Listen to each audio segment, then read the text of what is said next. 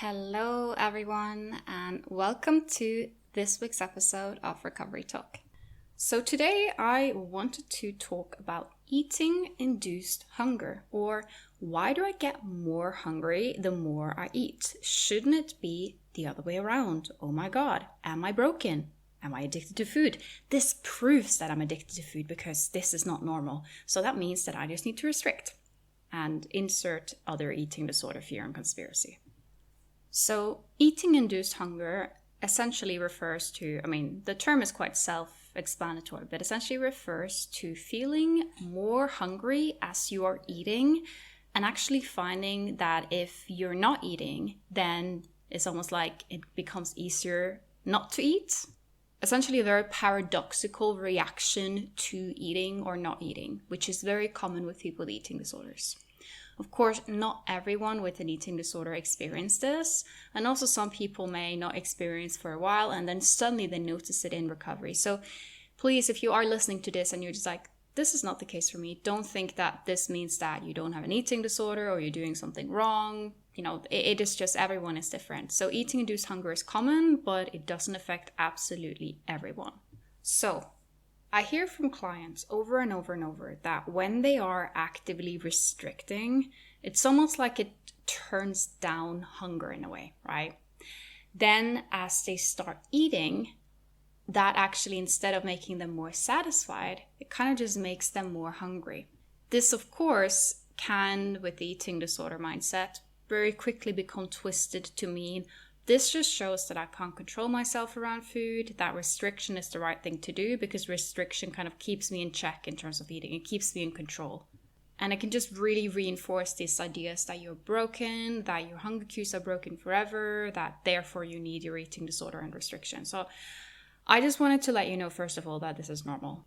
And you are not broken. Your hunger is not broken for you experiencing this. Actually, what you're experiencing is a very common response to starvation.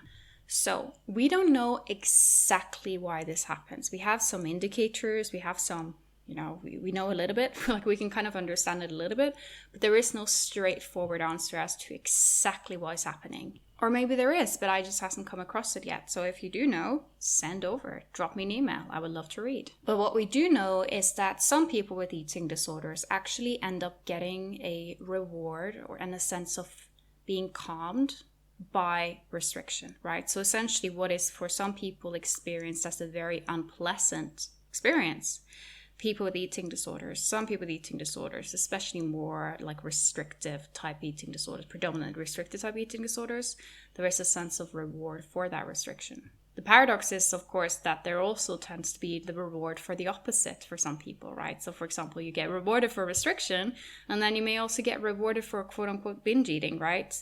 Which can really reinforce this either or cycle. Those of you who know me and my work and my approach knows that I don't like to pathologize binging in recovery. I just see it as a normal part of reaction to undernourishment that you kind of just have to go through, and that's okay.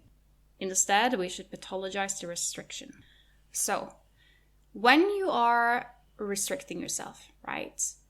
Especially maybe more in the earlier stages, your body will try and get you to eat. It will send out signals, will make you hungry, but you're ignoring those signals, right? So your body will keep sending out these signals, but you're not responding, right? You're just ignoring it.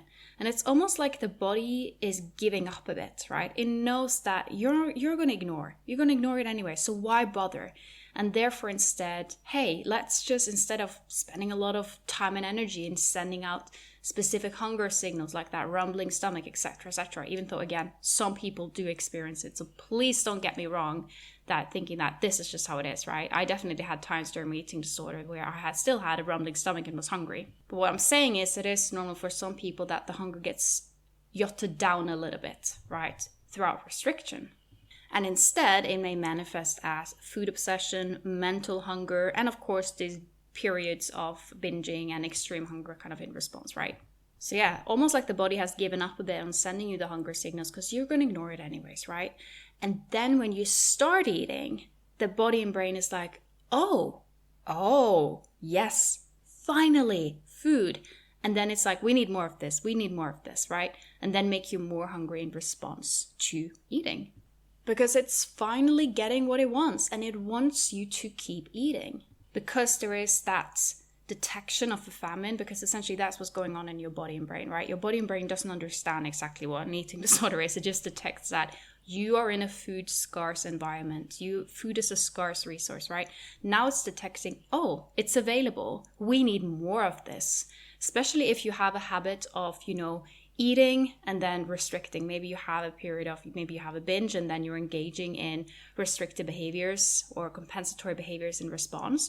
The body knows that, like, this is my one chance to eat. This is my one chance to get as much energy as possible.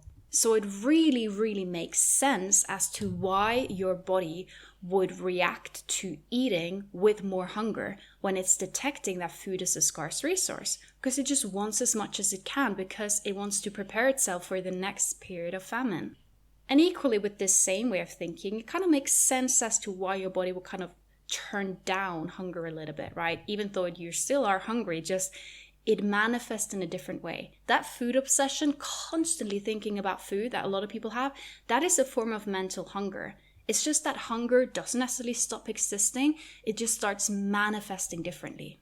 So you may find it very natural to maybe turn down a cake if you're with a friend who's offering, hey, do you want some cake? You turn it down quite easily. But if you are in the middle, maybe you're alone and you're in a quote unquote binge, then you might find that you can eat cake and cake and cake and cake, right? It's like you're in one situation where declining food is very easy, and another situation where it's like you're on autopilot and you have no chance of declining it. When working with people with eating disorders, I tend to identify eating-induced hunger as a sign that the person is probably not eating enough, probably kind of still engaging in some restrictive behaviors, maybe aren't at the set point.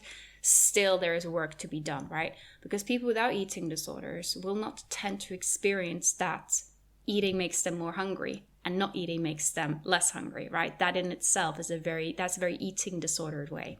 This is not to say that you can't at any time see similar things in people that are eating disorders. For example, there might be someone who's super stressed, working all day, and they just have completely ignored their body's needs, and then they finally like sit down and have a bite, and then they realize, oh, I didn't realize how hungry I was until now, right? So some degree of it may be normal, although it's of course not ideal. I'm by no means saying that, oh yeah, it's completely fine to just not eat the whole day or barely eat today because you're stressed or working, right? That's not what I'm saying, right? But I am saying that it is a response to an energetic deficit. And the correct response is you need to correct the energetic deficit. You need to show your body and brain that food is an abundant resource, right? By doing so, you're telling your body like, hey, you can trust me. You can trust me that there's going to be food available at regular intervals. And then what will happen is that your body and brain will sync its hunger accordingly. My body and brain knows that food is going to come in at regular intervals. Therefore, it detects that it is safe to, send out hunger signals. Hey, you need food. I go and I eat. And then afterwards, give me fullness, because it knows that food is going to be available again very soon. It doesn't need to be like, oh, this is our one chance to eat. The trap that some people fall into here when experiencing this is that instead of really focusing on targeting the restriction heads on, they instead go and target the quote unquote binging. They're thinking, okay, well, I need to stop this. I need to control myself around food, right? And then wondering why that doesn't work. Why does the so-called binging just get worse and worse and worse, right? At the end of the day, the restriction is the underlying problem here. The binging is a response to that restriction. Therefore, the key has to be food abundance. You can't restrict your way out of this cycle. And it's so important also, like if you are someone who's in recovery and you're experiencing this, just know that you are normal. This is normal. This is not how hunger and fullness is going to feel like forever.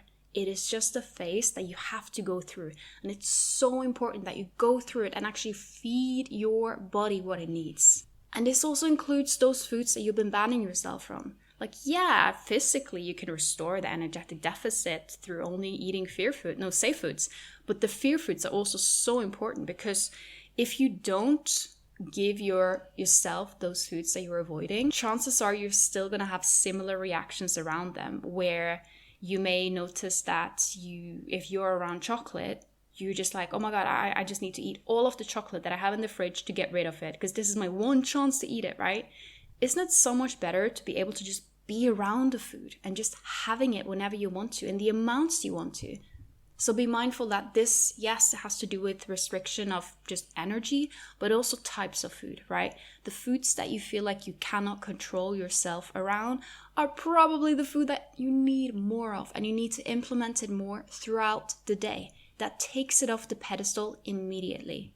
I hear this so many times from people who have a specific food that they just feel like they can't control themselves around that specific food, and they think the solution is just to avoid it, right?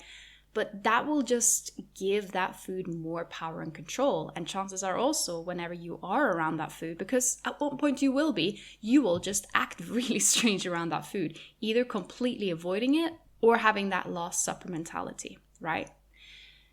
The confusing part is, to get out of this last supper mentality, you kind of have to go through it. And that means that you're probably going to have a time where you're feeling quite like the pendulum is going in the other direction for some time, where you're just eating and eating and eating, especially the foods you've been banning yourself from, right? It is okay. It is normal. It will pass. I remember myself when I was in recovery, and also before I started my recovery, because I was diagnosed with anorexia binge purge subtype.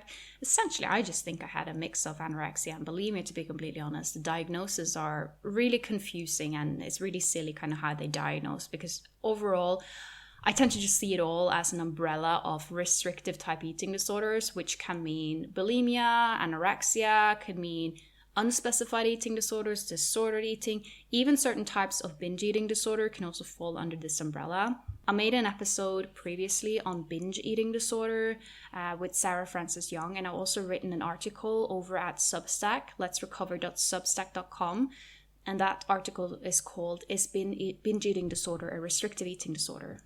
Essentially, my point is, I see more as eating disorder as an umbrella of different disorders that are rooted in restriction, maintaining the symptoms. For some people, this leads to a pattern of binging and purging. For other people, it leads to exclusive restriction. For other people, it's constant overexercise. And also for a lot of people, it's just a mix of a lot of different things, sometimes different faces, right? Anyways, that was a bit of a side note. What I was going to say is that when I myself was going through an eating disorder, I had eating-induced hunger times 1,000. When I was in my restrictive phases, right, I had no issue restricting. Like for me, it just felt kind of natural to me, right? That was not an issue. It was like, that was just my norm, right? But once I had a so-called binge, because I had this binge purge cycles, it was like I was on autopilot. I could not stop eating, and eating made me hungry. If my mom was offering me, oh, do you want some pasta, when I was in a restrictive state, restrictive mode, it would be so easy for me to say no, right? If I was having a binge, I would eat pasta upon pasta upon pasta, right? I would eat so much of it without any sense of fullness. Fullness for me was whenever I physically could not fit anything more inside my stomach. And this is another thing that people with eating disorders often struggle a bit with, this idea of like, what is fullness, right? And they think that fullness is whenever you can't fit more in your stomach, which reinforce the idea that they should stuff their stomach with low energy foods, because if you're eating 1 kilo of broccoli, you're going to physically feel stuffed, right? So that's the feeling that they're basically chasing when they're eating in some ways. It's a bit of a myth that people with eating disorders always want to have their stomach feel empty. Like some do, but a lot of times people instead want to just basically fill up on low energy foods instead. But the thing is, that is not really fullness. That is just having a stuffed stomach, right? Fullness is a sense of satisfaction, and you're going to have more fullness from having a creamy pasta dish rather than, a bowl of vegetables. So I just want to remind you that as well. I know that can be confusing if you're not experiencing fullness, if that is something that's kind of like new to you. This just seems like I'm kind of intellectualizing and explaining things that maybe you don't yet understand. But try and think back to before your eating disorder and how fullness felt then. This does not mean that there's anything wrong when you are in recovery with eating to the point where you are stuffed. That isn't normal. And I think the more you try and avoid it, the worse, right? You kind of just have to accept that it will happen. And also, even as a recovered person, eating to the point where your stomach feels really uncomfortably full and stretched, it's just part of life, right? But what I am trying to say is that fullness and level of stretchness in your stomach are not necessarily the same. Fullness instead is a sense of satisfaction, a sense of, I'm done eating now, right? And it's important to say this because if you don't know this, you may think that that justifies eating super high volume, low energy foods. Because if not, I don't get full. But once you are recovered, you will realize that fullness is something very different. Fullness is a sense of, I'm good now. I'm satisfied. I don't want more. It's not necessarily an intellectual thing of I shouldn't eat more. It's more a sense of, this is nice. It's kind of like when you're waking up from a really good night's sleep, you don't necessarily feel like going back to bed. You're just like, I've had a good night's sleep. I'm refreshed and ready to start my day. That is the feeling. So implementing more energy-dense foods, rich foods, the foods that you really crave, is actually so much more helpful rather than filling up on low energy, high volume foods because you think that is going to give you that fullness. It's going to make you feel physically like your stomach is not empty anymore, but it's not going to give you that satisfaction. And that satisfaction is more what fullness is. And it's very, very common in recovery not to feel that at all. There also are people in recovery experience early fullness, right? And early satisfaction to a point where they just have a little bit and they don't want any more. This is completely normal as well. And sometimes people have a period of this and then they have a period of extreme hunger. Everything here, it can manifest in so many different ways, right? So I just want to let you know this, that if you are someone who's going through recovery and you are actually feeling really, really full, this is also something to be aware of, right? This does not mean that you should just intuitively restrict your way through recovery, because it's another trap where people are experiencing early fullness, whether it's physical fullness or mental fullness or both, and they think, intuitive eating, that means that I should just stop eating when I feel full, even though it's not really giving you that intake that you need for recovery. If this is you, I would recommend the podcast episode I've done titled Not Hungry, where I talk about exactly this. And it's so interesting to see how these experiences from extreme hunger to extreme fullness can happen in the same person throughout a short time span. And also sometimes you may not even know which one is you. You may feel so full, but also you can't stop thinking about food, right? So it really can manifest in different ways. No matter what, the solution is you need to correct the energetic deficit. You need to eat. You need to allow yourself the foods that you've been banning yourself from. Because you cannot fix what is triggered by restriction and worsened by restriction. It's like throwing gasoline on a bonfire. It is not going to help. And I know this can be difficult because there's so many misconceptions about extreme hunger and also about how hunger and appetite works in people with eating disorder, how different it may work from someone without an eating disorder. I often hear people they go to treatment professionals, maybe they go to a dietitian. The dietitian is like, this is going to be so nice. You're going to eat and then you're going to feel so much full and so much satisfied, get so much energy. And it's like, yeah, for some people with eating disorder, that's exactly what happens. Other people may notice that the opposite happens, right? They eat more and they get more hungry. And even they may notice that they get less energy. So eating-induced fatigue, eating-induced tiredness, which is something I want to make an episode about in the future. It's a very interesting phenomenon where people notice that eating more actually makes them more tired. And they're a bit like, everyone told me eating, you get so much energy from it, right? And some people do. Some people do, absolutely. But other people experience the opposite, which is interesting phenomena I'll discuss more in the future. So to conclude, it is completely normal if you have an eating disorder or you are in eating disorder recovery, it's completely normal to experience eating-induced hunger. It is temporary as long as you don't engage in behaviors that drag it out. Because if you are engaging in restrictive compensatory behaviors, you're signalizing to your body and brain that, hey, yes, you should give me this, keep doing this eating-induced hunger signals, because whenever you're eating, that's your one chance to really eat, right? So by engaging in restricted compensatory behaviors, you're reinforcing basically the so-called binging. Instead, you have to eat your way through it. You just have to let the pendulum swing in the other direction for a while, and you will eventually notice that it does normalize with time. It is so interesting when I work with clients who, especially if they're going through extreme hunger and they're like, oh my God, it's never going to end. I'm broken forever. All of those typical fears that people have.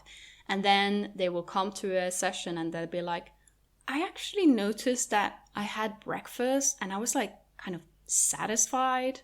And then I got hungry for some lunch. I had some lunch and then I was satisfied. And I was like, what is this? This is so strange. This is like, I think my hunger fullness cues are coming back.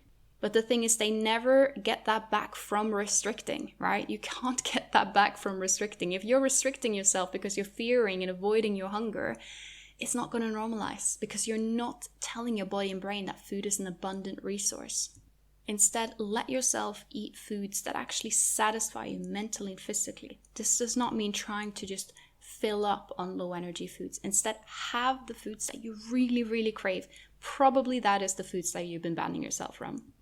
Okay, guys, I would love to know if you have ever experienced eating-induced hunger. If you're listening on Spotify, I'll add a little Q&A at the end so you can answer us a little poll. In the last poll I did, it was about, the fear of doing recovery wrong, and the vast majority had experienced this fear. So it is always interesting to see how so many people with eating disorders all over the world, all kinds of different people, will have such similar fears. Because the eating disorder, even though it is different from everyone, right? Different people have different symptoms. And also an eating disorder can manifest very differently throughout life, right? You might go through a phase where you're having your eating disorder manifesting very much as orthorexia, and then maybe it goes into anorexia, and then it's bulimia, and maybe it is overlaps. Maybe you have one period where that's a big fear, and then another time another thing is a big fear.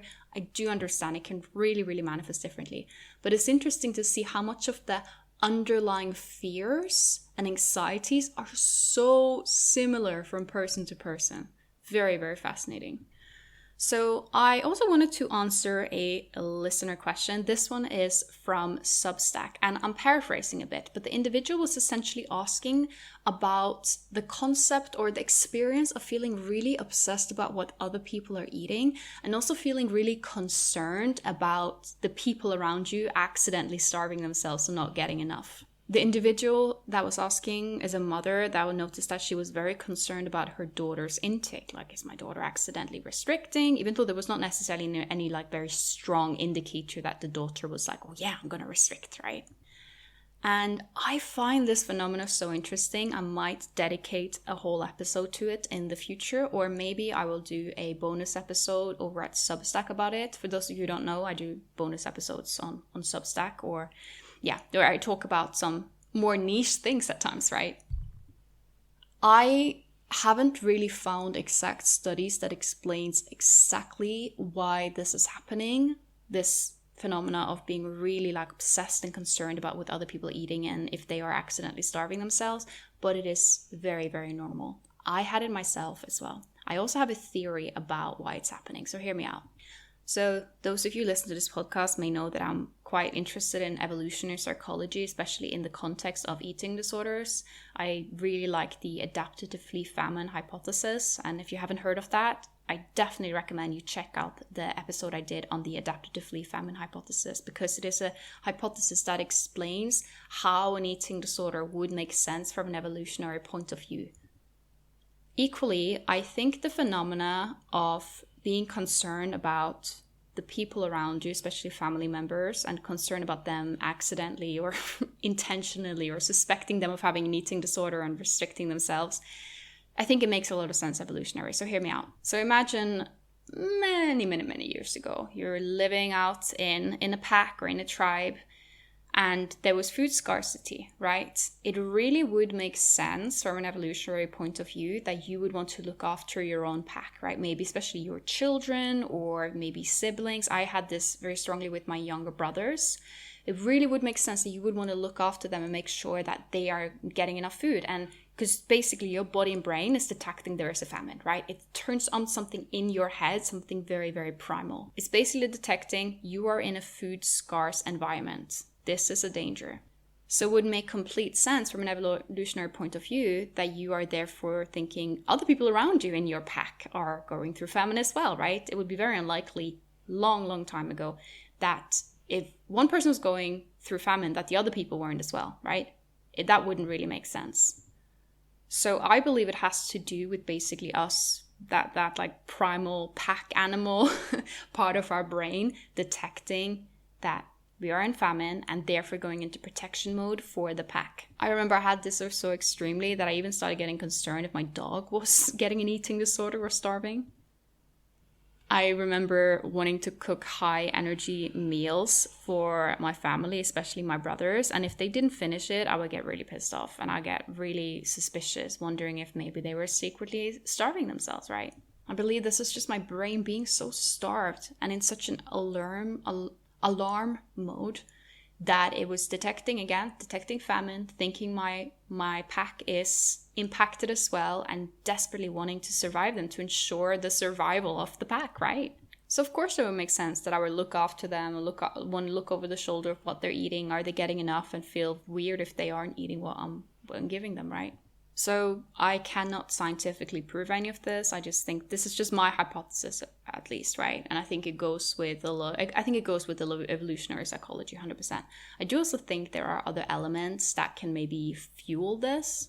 First of all, people with eating disorders can often be really good at projecting, right? So essentially, instead of identifying your problems within yourself, you are identifying the problems in other people, right? It's that thing of we are very quick to point out our own flaws in other people. It's like the person who's cheating is probably going to accuse their partner of cheating, right? So I definitely think that could also play in.